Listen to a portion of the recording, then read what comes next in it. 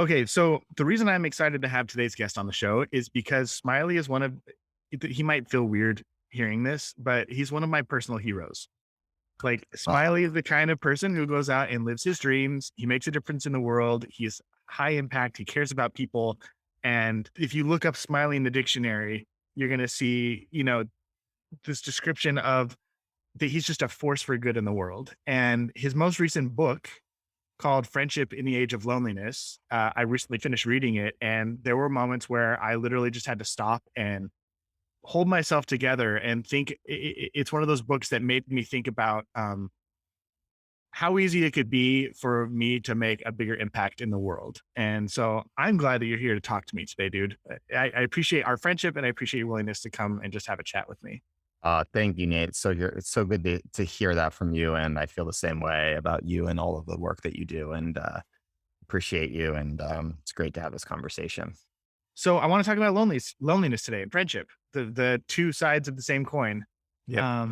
And obviously my show is about the audience is people who are in long-term committed relationships. And one of the things that I've learned, I actually should probably find the quote. I'm going to summarize. The people who are loneliest, and you mentioned this in your book, are oftentimes men Yes. who have, friendship for men basically lives out its glory days in school when you're playing team sports and you're involved in activities and you've got classmates and, you go through elementary school and high school and go through university and you might be involved in clubs and all this stuff. But then once you kind of hit the real world where you're working a 9 to 5, you're engaging in long-term committed relationships, you start having a family, it seems like most men lose connection with any real, true, deep emotional friends. And they go through life pretty lonely. Is that Yeah, fair? and there's research that backs that up. I think I don't remember the scholar, but I think it's that um, boys develop really close, vulnerable relationships when they're young kids. And then by the age of like 15 or 16, that vulnerability is kind of socialized out of them because it's not cool, right? It's Yeah. not manly. It's, being a pussy to share your feelings or to cry at lunch or in class or after school, right? And, so kind of women, girls and boys are similar in terms of how they interact and their ability to form deep relationships up until that age. And then in those teenage years, which are so formative, everything kind of falls apart and it has brutal ramifications. I mean, men are 3 times as likely to die than women from suicide. Depression is much higher among men. 15% of men have no close friendships at all, zero. And I think that Did you say increasingly 15 or 50? 15% of men have Yeah. zero close friendships at all. Um, so yeah, it's suicide is the second most common cause of death for every age group for men 10 through 39. That's bananas. Yeah, it's really, really scary. Uh, Then you have these men who are showing up in relationship with other people and they're cut off from their emotions. And then I hear a lot of women complaining in heterosexual relationships yep. that they're married to somebody, but they feel like they're lonelier than they've ever been because they've got this partner they're supposed to be sharing their life with, and they're so disconnected from their own reality and emotions and so lonely themselves that they can't connect with their partner. So now you have two lonely people in a relationship. Yeah, there was that great SNL skit. Did you see maybe a few months ago called Man Park? No. Oh, you got to watch it. It's basically an Okay. SNL skit about all of these men. Their women are bringing their boyfriends to a park to see men because they come home from work and the guy's like just like hey like was doing nothing all day and like wants to be best friends with their partner and the partner's like you need to meet some male friends like you need to like Get get out of the the hell house. out and Yeah. go talk to people. And so it's all these men going around being like, Marvel, like, football, Yeah. soccer, Football. like, Yeah. Marvel, like finding like this comment. And it's hilarious and funny, but actually is showing like that's how bad things are, Yeah. right? Like men literally don't know how to talk to each other or interact. And there's also in many cases not a place for it. And what's really scary, I think, is that what happens is, especially with the male loneliness, I mean, loneliness literally is killing people. It leads to loneliness is as dangerous to your health as smoking 15 cigarettes a day, Ugh. right? It leads to, increased risk of stress, anxiety, depression. heart disease. Like it kills people earlier than they should die. It's destroying people's bodies. And then on the flip side, having close social connection increases your chance of survival by 50%. So men are lacking in this. And then what happens is that what I think we're seeing is that when men don't have these close relationships in person, or like deep people and close relationships, people they can rely on, community they can rely on, they get caught up in really bad stuff, right? That might be drugs, that might be conspiracy theories, that might be violence, that might be hate groups, that might be all of these other really outside dark forces that kind of prey on people that don't have much going on. Yeah. Right? Because as humans, we they don't need have connection, we need belonging, we need a cause, we need something. And if you don't have that as like, hey, buddy, like, do you want to hang out next Thursday? Do you want to come meet up and, go for a run or play basketball or be part of this book club or be part of this, thing we're building? And then the other person that's coming along, and they don't have anything like that going on. And they're like, hey, do you want to be part of this, like, sketchy group where we like go around and say racist stuff or like talk about how much we hate other people or go blow shit up? People are like, Right. oh, well, that's something to do. That's community. That's connection. That's a human need. It's being filled by really, really dark stuff. Mm. And I think that that's a big problem that we're seeing, that there's this whole generation of men from like their teens to, their 50s that don't have much going on. And that's a recipe for really bad outcomes for the rest of society. Yeah. So it's People not seek just out. like, hey, it's real, like it's real stuff. Yeah. All the things that I hear, and I'm going to be a little heteronormative here, but a lot of the things I hear women complaining about with their husbands, like what they're spending their time doing and how they're checking out of the relationship, almost all revolve around connection and competence. Yeah. Whether it's gambling or video games Yeah. or sports or porn or whatever they're upset about, that their husband's more invested in that than in their relationship, those things often give these men a sense of either competence. Being married to your work is another thing Right. that you hear about Yep. a lot. This is where I feel competent. This is where I feel capable. This is where I feel like I can achieve something, grow, and it's where I experience a sense of community. There's nobody judging me here. And the other trade off is that for most men, and I've said this on previous shows, but I think it's worth reiterating here or in past podcasts. But most women, if they have a bad day or a rough moment, they have another woman that they can call. They have a girlfriend, a sister, a mom, a neighbor that they can say, "I'm just having a terrible day." And that other woman will cheer them up and tell them what a great person they are and tell them they're an awesome mom or an awesome wife and you'll get back at it tomorrow and it's okay. Do you want to go grab a coffee together and talk about it? Can I bring you dinner tonight? Whatever. But I don't know many men who, when they have a really crappy day, they experience a failure at work or they have a fight with their wife, that they have another dude that they can call and be like, "Hey, I'm really going through something." And the guy will be like, "Oh man, it's going to be all right. Let's go grab Right. coffee and we'll talk about it." It just doesn't happen very often. And for most men, especially in heterosexual relationships, the only person that they have in their life that they can talk to like that is their partner, their wife. And if Exactly. their things are on the rocks with their wife, then they have no one. They are alone. There are Right. zero people they can talk to. Yeah, exactly. And the importance of like physical touch, like there's this line that women talk face to face and men talk shoulder to shoulder. It's kind Yeah. of like women make eye contact. They're looking at each other. They're vulnerable. They're open. It's face to face. What's going on with you? Tell me more. No, don't bullshit. Tell me the real thing. Like, how are you feeling? And men are like looking at the TV while they're talking, Yeah. like we're watching a football game or we're playing sport. Like we're like Yeah. having a real conversation about life as we do Or something.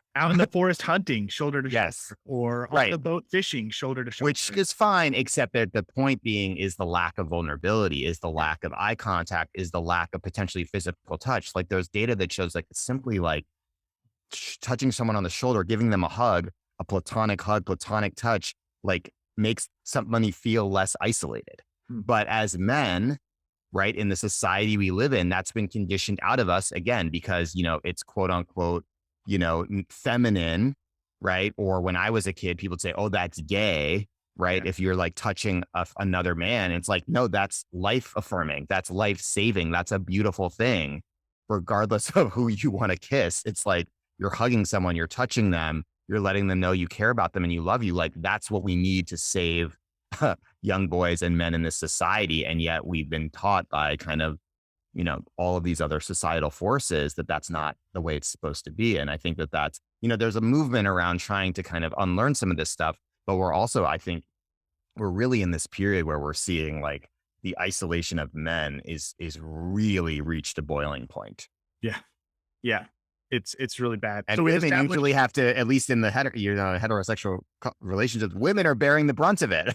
yeah. Like it's like they're like, yeah, the men might just be isolated and whatever, playing video games or just like not going outside. The woman's like, my life sucks because this guy is like not showing up fully in my relationship or Yeah. not supporting me in the way I need him to be, or not being independent enough, or we don't have, a healthy dynamic. So this is big stuff. So we've established the problem. Obviously, this is a crisis of epic proportions, and I don't think that's an understatement. Um, so you're the expert here. What do we do about it? And I do want to encourage people to go buy the book because it's excellent and jam packed with incredible ideas that I intend to implement in my community, especially when we get back home to the states in a couple months. But I'd love to hear from you, Smiley. What do you say to some of these lonely men and women? What are some things that they can do to start cultivating relationships, even though they're so busy and so stressed and so overwhelmed and so Yeah. burned out? The first thing I think it's just important to note, like, you're not alone, and that this is a really, hard problem. That's not like your fault, right? And it's not like, oh, you're the only one, right? 60% of Americans are lonely. 60%, that's 2/3. That's across gender, across age. That was data from before the pandemic. Oh So no, it's probably before social isolation, before the lockdowns, all of that, before this kind of big push to remote work for a lot of people. And it's the numbers, the data shows the numbers has increased for young people, it's increased for working parents. So you're not alone. This isn't something that just you're dealing with. This is a real societal issue. Just to kind of give people like sense of, hey, I think this normalization of talking about this is okay. And actually bringing up is the first key to being like, hey, I want to do something different, or I want to build a different kind of life.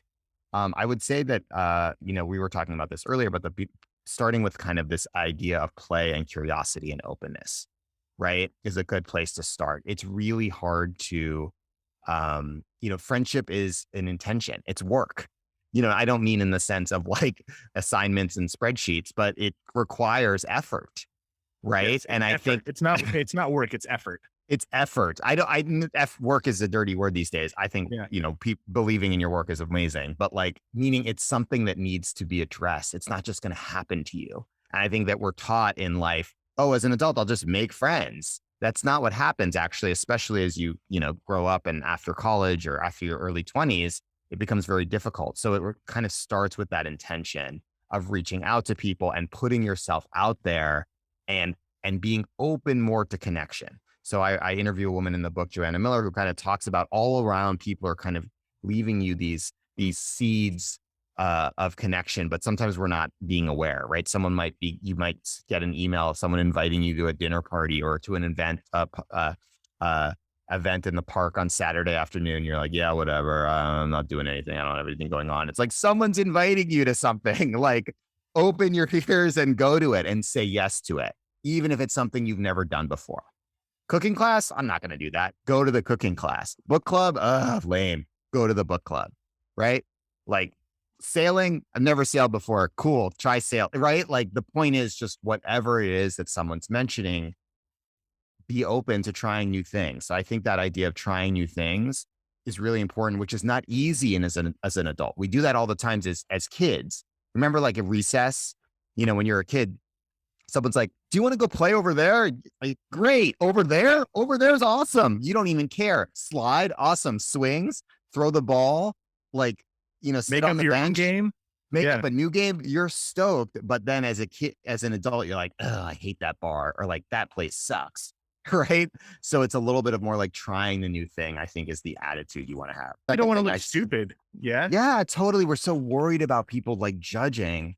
Um, that I think like that's a real like limiting belief. The other thing I would say is the importance of understanding that we don't need tons of friends. We need a few really close friends, right? So that depth, right, rather than necessarily the width. I think that in the social media landscape we live in today, it's all about more, right? More friends, more followers, more likes, right?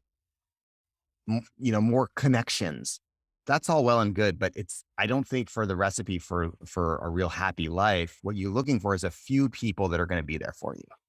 And that also makes it a little bit more attainable. We're not talking about 58 people that you're going to be best friends with. That's a wonderful thing, but it's a few, right? A few people that you can call on when you need someone to talk to, a few people that you get together with regularly, a few people that know what's really going on in your life, a few people that you're showing up for as well, and going a little bit deeper with them, right? It's not about just amassing as many people online as possible, right? I mean, your friendship could start online. That's fine. The point is you're going deeper with a few people.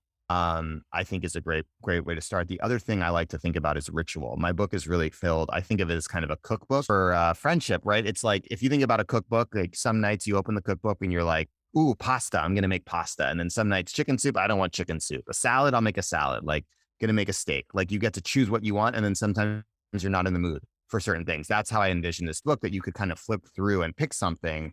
And I think rituals are really important because they're ongoing, right? They're not just one and done, right? If you go to one event, maybe it happens and that's never happening again. But if you have a boys hike that happens, once a month, where you go on a short walk with a couple of guy friends, you get to look forward to it every month, right? If you got a girls' weekend that you go with your best girlfriends once a year and you pick like an Airbnb or a cool city that you've never been to, you go visit your friend that you haven't seen in a while and you all get together. And then every year you're like, ooh, I can't wait for girls' weekend 2023. That's so exciting, right? You're looking forward to it. It's on the calendar. Then you have the memories from the last one, and it creates this kind of through line of connection that's really powerful. So there's all these little things. I think I'm a big fan of correspondence, of staying in touch with people. I don't pretend to tell people how they should stay in touch. Everyone's different, right? For some people, that could be like a cool video message. I love writing letters because I like handwriting. Could be, sending them something, a gift, just ways of staying in touch with people. It's so Yeah. beautiful to just hear messages out of the blue for no reason, not because it's someone's birthday or they got married or whatever, but just like, actually just like, hey, I'm sending you a friend note to let you know how much you mean to me, how much this relationship matters in my life. And I just wanted to acknowledge you and appreciate you. Oh, that's just going to go such a long way to the person feeling like seen and heard and valued and loved, and which I think is really important. Yeah, man. I one of the recommendations that you point out in your book that I really loved is like doing a little bit of a phone detox. Mm, And when you feel like you're a little too caught up into social media and scrolling and swiping, like maybe just take a week and put down your phone and then replace the time that you would have spent scrolling on your phone and have a meeting, like call somebody on the phone. right. And being international right now, it's a little complicated for me to do that because of like time zones and phone. It's just weird. So I've started using Marco Polo, Marco and I'll Polo's just open great. up Marco Polo and I'll scroll through all the contacts that I didn't, people that I loved that I didn't even realize were on there, and I'll just like hit them up and be like, "Hey, I was thinking about you. I love you. How you doing? What's new?" And I'm blown away by how many really fun little conversations have happened because of just doing that one thing. And it's like a little bright spot in everybody's day. So Yeah. Yeah, that's beautiful. Yeah, I think that chapter is called Trade Screen Time for Friend Time. yep. I think, social media can have its place for connection. I think like I have met some wonderful people online. I think that especially, in times like the pandemic, that online connection can be really powerful for people to stay in touch with family or across, geography, or people internationally, or that type of thing. But I guess what I'm getting at there is that I think that the kind of tech apps and social media has kind of created this sense that that's connecting. And there is a form of connection, of course, but It doesn't emojis wait. and comments, but it doesn't replace in person connection or deep connection, right? Of course, if someone lives in a different country, you can't see them in person, but you can call them or write them a letter or send them a video note that is deeper, or have a FaceTime with them or a Zoom call with them. And best of all, get together with them in real life. That's way different than just like tapping or a like or a thumbs up emoji, or like, oh, I saw their stuff or I checked out their profile. We're connected. It's like, no, you're not. We all Right. know. And the reason that we're so lonely, I think, is that we know that that's not enough, but we're still doing that a lot. And it's fine to do it a little bit, but letting that kind of be the way you only connect, I think there's a reason why 2/3 of Americans are lonely, and why loneliness is an issue globally. Like Britain has a minister for loneliness, Japan has a minister for loneliness. Like it's not just a US problem, it's global. And I think part of it is because technology has taken on such a huge role in our lives and we don't know how to deal with it, Yeah. right? We haven't kind of brought we haven't it's grown so much that the in-person stuff hasn't grown commensurate with that. We haven't placed as much value on people, which you'd think, oh, we just do that. We're humans. Actually, we don't. We need to actually like kind of have a reset when it comes to that. It's so interesting how low like this the internet connection has just made connection so easy and so seamless and so low risk and so you can connect at a distance, meaning not just physical distance but emotional distance. You know, I can see the picture of Smiley on his Instagram playing with his nephew or whatever, and I can Yeah. give him a double tap to say I acknowledge that I witnessed the joy that you had in this moment without actually having a conversation about it. Yeah, I think that's a great point. I think I was realizing this too, and I take responsibility too. It's like, people were coming up to me that I hadn't seen in a while, being like, "You're doing great," you know, and overall in my life, I feel pretty good. But I would be Right. like, "How do you know?" Like, Yeah. what do you mean? They're like, "Well, you're posting all this stuff," and it's like, it's true. I was posting it, but part of that is like I'm trying to run a business and present a certain side of myself. So like I'm playing the game that these companies have asked me to play. But like, how does somebody know how I'm doing? They're not even asking, how are you?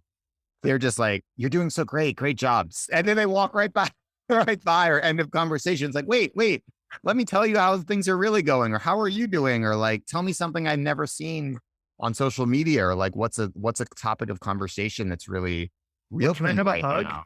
Or can I have a hug? Yeah, can I have a hug? Yeah, You're doing great. Bye. It's like, can I have a hug? please. I miss But I you. get it. This is the world we live in. And I think it's, I just think like it's just, it's messing us up. Yeah. Yeah, this is why your work is so important. I hope that this in part becomes your legacy. This Uh, that really like you've lived some of the moments that you shared in your book that hit me the most were talking about Camp Grounded and your friend Levi and yeah. just how the spirit of connection has just played out in your life so profoundly. Like you were the person meant to write this book because you are not only are you a connector and a person who loves people, but you surround yourself with people who love people. So it's like not only are you a person who cares about connection and community and friendship, but the people that you surround yourself with exemplify that as well. And that really stood out to me and says a lot about you as a person, I think. Thanks for that. I appreciate that. Yeah, Yeah. that was one of the goals of this book, was to kind of like be like a little bit of a torchlight for like, the importance of kind of friendship in the digital age and the importance of human connection, and also kind of like sharing what I had learned at Camp Grounded. For those that are unaware, Camp Grounded is a tech-free summer camp for adults, digital detox. It's kind of been on hiatus recently, a couple of years, but may come back. And the founder, Levi Felix, was a really close friend of mine who died from a brain tumor around the age of 30. Um, Incredibly brilliant, successful guy. Had started this kind of movement many years ago, kind of before, but now everyone's probably seen that Netflix documentary, The Social Dilemma. But this is kind of before people were talking about how dangerous tech addiction was. And it was a summer camp for adults where people would go into the woods for 4 days and we take away all their technology. So they couldn't use their phones or computers or Apple Watches, and you just get to be in the woods and connect, have this meaningful connection, authentic connection with other people for 4 days. And people would have these really transformational experiences at camp, like kind of decide, oh, I'm going to quit my job, or I want to get back with my ex, or I want to, move to a different city, or I'm unhappy, because they just had this moment to like really be present in their own life and realize what was working and what wasn't working. And this book was kind of wanting to kind of share the legacy of camp and what Levi had taught me. And Levi had kind of started this movement that now has really grown and become pretty vocal about, the importance of ethical, humane technology, and, talking about what are the trade-offs and the importance of balance kind of in the world we live in today. And you did such a beautiful job of honoring that message and him. So I'm curious to know. what if you had a chance to sit down with the one person listening to this show right now who's feeling pretty lonely? What is it that Smiley would say to that person? What's your message? Like heart to heart. That's a great question. I would say definitely know that you're not alone. I would say start slow. So that's, this doesn't have to be something that's solved in a day, like anything, right? This is kind of beginning with a new intention. And just kind of, I would say that the biggest thing that you can do um, is to put friendship more at the center of your life. So we spend 4% of our time with our friends, just 4%. So if you just kind of say like, hey, like this is a year of friendship, or even this is a month where you're like going to put friendship at the center of your life, what does that look like for you? Mm. That's what I'd say. What does that mean to you? How can you do that? How can you say like, hey, friendship is like the thing I'm working on this month, this year? Um, and ask that person, what that means for them. And if they're struggling, like, okay, that's totally cool. But that part of that is an exploration of like, ooh, who do I need to reach out to? What cool things can I go to? What can I check out that's in my community? If there's nothing happening, maybe I can start something. Maybe I can reach out to people that I haven't talked to in a long time and just reconnect with old friends and see what comes from that. But just what does it look like to put friendship at the center of your life would be what I Yeah. would say to them. Because I think we go through life just not really valuing it. And assuming that it's important, but it's actually not until we make it important. One of the things that I love about what you're saying and that is exemplified in your book is that friendship doesn't happen to you. Right. You get to you so many of the amazing stories that you share in your book can come from people who saw a need. They saw a group of people that were being marginalized or overlooked or neglected. And they thought, wow, you know what? I could probably find a way to bring some of those people together and we could have meaningful conversations together. We could share meals together. We could do activities together. And these communities oftentimes start small and grow and grow and grow and spread sometimes across the world. And all it takes, and I don't think it's that hard, especially with the internet as a catalyst, is finding one or two people who maybe are in a similar situation as you. So somebody who might share your worldview or your loneliness or your frustration or whatever, and inviting them over for dinner, do a potluck, uh, Totally. and and then just say, hey, we'll see you in 2 weeks. Let's do this again. Exactly. I tell a story about a guy in the book, my friend Sahar, who basically it's the section is called "Always Go on a Second Date." Yeah. And you're a relationships guy, and the kind of motto there is like with dating, if you go on a first date and the person is awful or says something really disrespectful to you or makes you feel unsafe or uncomfortable, cool, that's it. No second date, right? Like you went on the first date, it didn't work out. If the person is at all interesting or cool, or they said something that you thought was interesting, or you felt some form of a connection, but maybe it wasn't quote unquote perfect or love at first sight or whatever, or swept you off your feet. It doesn't matter. Just go on a second date, right? Yeah. So it's like it takes time to create a connection. I'm the first to kind of admit, we're not talking about my relationship, but I met my current partner in 2017. We were friends. We didn't share our first kiss until January 2020. And now we're together and we've been together over 2 years. So Slow build, man. Slow burn. build and like this whole, idea of like the spark and it all happens immediately is kind of a fairy tale. I envy people that, that happens. They bumped into somebody and immediately fell in love and now they've been together forever. I think that is not always how it goes. It's not a But I universal think story at all. not a universal story at all, and is I think something that tripped me up for a while because I was that was my fantasy, and I kept thinking, well, it wasn't love at first sight, and it's like, yeah, well, no shit, like love is hard work. So, my message there with the friendship thing is go on the second date. Like if there's at all a connection, be like, hey, like, do you want to hang out sometime, or like, what are you up to? And my friend Sahar in the book, he has this potluck that he invites people to, has it once a month, right? Obviously, I don't know, he wasn't maybe doing them in the height of the pandemic, And anytime he meets someone interesting in that new month, he just invites them to the potluck the next month, right? Like, hey, I do this potluck. And then what happens is it's really like low stakes for him. He's doing the potluck anyway. It's Okay. a potluck. People are bringing food. All he has to do is host for an afternoon, right? He gives out has a little card that says like, let's be friends with his phone number on it. So the person has to reach out if they want to come to the potluck. Again, he doesn't have to spend a ton of time scheduling or on Google Calendar. And then at the potluck, he brings some of his old friends come too. And then all the new people come. Maybe they become better friends with Sahar. Maybe they meet each other and become friends with those people too. Yeah. And it's just this idea of like, cool, like, and then maybe somebody out of that becomes a close friend of his. Maybe not, but at least you're kind of creating the second date. You're creating that way, easy thing for people to come to so that you're always kind of like have this ongoing, way for bringing people together. It's also a beautiful way to build a community in a new Yeah. city or if you're like, you're trying to meet It's friends. so easy. It's so You easy. need zero skills to do this. Yes, totally. You just need a Exactly. slow, you need a slow cooker. That's it. You Like need a slow cooker. Yeah, you need a table to like put out the food. table. Yep. But I would go to a Exactly. potluck where I had to stand. I'll be honest. Like there, Yeah, totally. Right, right. Yeah, it could be outdoors. It could be at a park. If you don't want yes, to host it at your house and you don't have a good place at home, you could just host it somewhere public. You could do it at a cafe, right? Like the point is you have something on the calendar that brings people in. Um, and then I think a lot of the other thing I talk about in the book is like this idea of being a better friend. And I was hesitant to put this in because I think sometimes I heard from people like nobody wants to be a better friend. They just want better friends.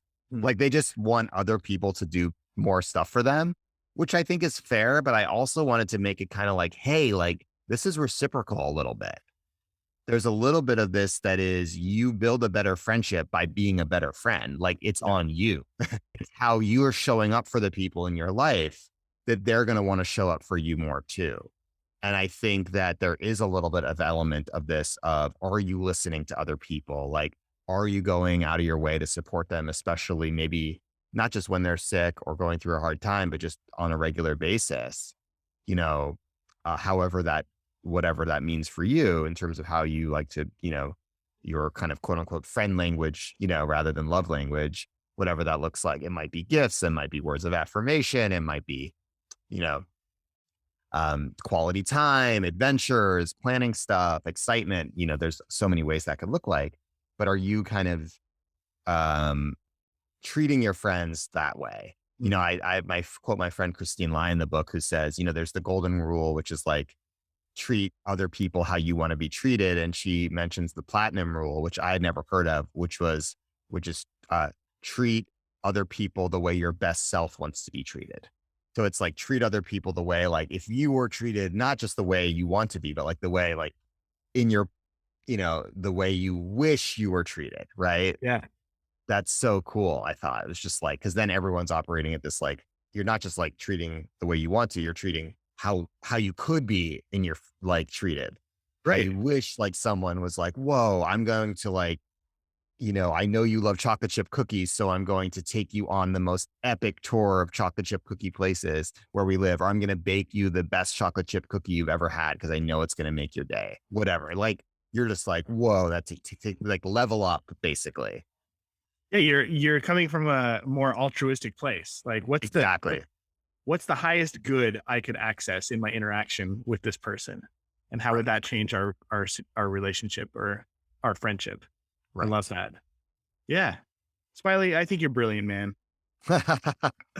Is there anything I didn't ask you about that you want to cover right now? I don't think so. I think that kind of we got a good thing. Oh, I have a question for you because it's something I mentioned in the book. I have like this little chapter on like creating a support system for new parents. So I'm kind of curious, like as a new parent yourself, like what have you noticed in terms of like what's been hard about keeping friendships as a new parent? What's worked? Because I know like when I talk to people, like I know that new parents that I'm friends with often talk about how they feel like they're missing their friends, but then also the friends that don't have kids say, "Oh, I can't connect as much with my friends that have kids too." So Yeah, I just was kind of curious for you what you've learned there that might help some listeners. Yeah, the more people you bring into your family, it feels like the less time, energy, and attention you have to give to friends. And I Mm, didn't fully understand that until I started having a family of my own. And I'd always get frustrated when my friends got married, and I'd be like, "Oh, well, another one bites the dust. Like, I'm not going to hear from him for a while." And you right. just don't realize like the priorities shift. And but I've made a conscious effort to try and keep in touch with, especially a small group of guy friends that I have, and it's hard. Um, the things Hmm. that have meant the most to me, my friend John and I would do early morning workouts together, and that was like our bro time where we'd wake up at 5:30 in the morning and go hit the gym for an hour and, have a conversation afterwards. Or we'd go for on weekends, we'd like go for a walk around a lake that's close by our house and just talk about life. And it was before our kids and wives woke up. So, we had that time. And when that alarm went off at 5:15 in the morning, it sucked. But we got each other out of bed. There would always be someone who would text and be like, "Are you awake?" "Yeah, I'm awake." "Okay, I guess we got to do this." And then we get out of bed and be so grateful that we did. But Sure. that was something that was really huge. Um, and then something else that's like really valuable is like, in my experience, sometimes you're, especially with a new kid, you're so exhausted that my experience is I tend to be an initiator in life with a lot of things. But when we had a new baby and my wife's exhausted and dealing with postpartum depression and babies up at all hours of the night, and I need to be around to change diapers and stuff, I just don't have the bandwidth to initiate like a meetup or a hangout or whatever. Right.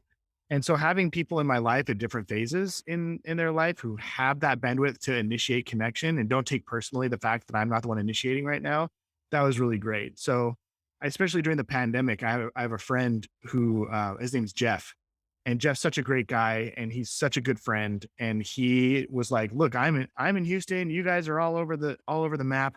I want to start a cross country Dungeons and Dragons game." And we can play like once a month or once every couple of weeks. And if we could just stay up a little extra late, we'll do it like on a Friday or Saturday night where we saw it. We could sleep in the next day a little bit and catch up on sleep. But we've been doing that game off and on for like the last 2 years. And we meet with like 5 or 6 guys, and he's our dungeon master, our game master, and he runs us through this game. And we've seen the development of these characters and shared these stories. And it's been like a really fun experience. And so finding ways to connect that are a little atypical. I never thought I would be having Zoom Dungeons and Dragons game nights with my friends, but those nights have been some of the most fun nights that I've had during the pandemic when I felt Yeah. so alone and disconnected, and through parenthood as well, early parenthood. I love So that. those are some of the things that I've experienced. And I think you're right. It's really important to have, having a lot of friends is less important than having a core group of friends that you can really open up and connect with and talk to. And I understand how scary it can be if you don't have that, to be the person who trusts first and the person who opens up first and the person who takes a risk that the other person won't meet you where you're at and you might open up and then that person doesn't meet you there and then it's like, oh, now I got to go through that whole process with somebody else. Like that sucks. It's not fun. Right. But the reward on the other side of that is that, one, I think most people are dying to have somebody like that in their life. They really want it.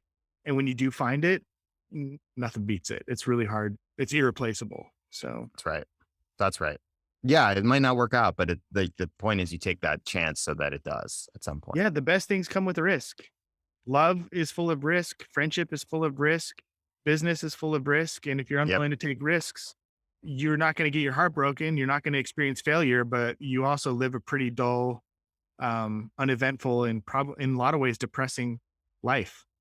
You have Right. to tolerate the anxiety of risk in order to experience like there's this really great Carl Jung quote. He says that the treasure you seek is in the cave you fear to enter. Hmm. And there's a treasure in that cave, and there's probably a dragon in there too. But if you don't walk into the cave, you don't get the treasure. And you can just stand outside the cave looking in for the rest of your life, but you don't get to embark on the adventure. And I think most of us are more capable than we give ourselves credit for.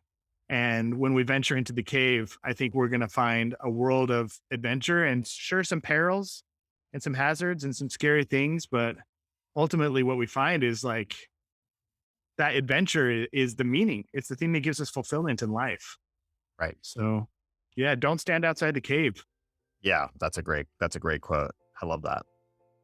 So that's what I I would say. concur. Good question, Smiley. Yeah. Where can people find more about you if they want to follow you or snag your book and read it? Sure. Well, you can get Friendship in the Age of Loneliness wherever you get books, on Amazon or at a bookstore. My website is smileyposwolsky.com. I have a Substack newsletter you can sign up for. I'm on social, although I'm trying to be on a little bit less this year. That's like my big intention for 2022. At What's Up Smiley is my Instagram. Yeah, But I'm trying to really kind of pull back because I just for you. Practice what you preach, man. Connect with the people that you love. but still on LinkedIn a lot if you're a LinkedIn person, because of my work is I speak at a lot of companies, and that's Cool. where my people are. So Well, dude, I love you. I appreciate you. I love your work. And I hope people, I honestly, truly hope people go check out the book because it's awesome. thank you, Nate. Appreciate that. I love the work that you're doing. If you enjoyed this conversation and want to read Smiley's book, Friendship in the Age of Loneliness, which I highly recommend, I'm going to leave a link right here. And if you want to hear more conversations like this, I would love it if you'd subscribe.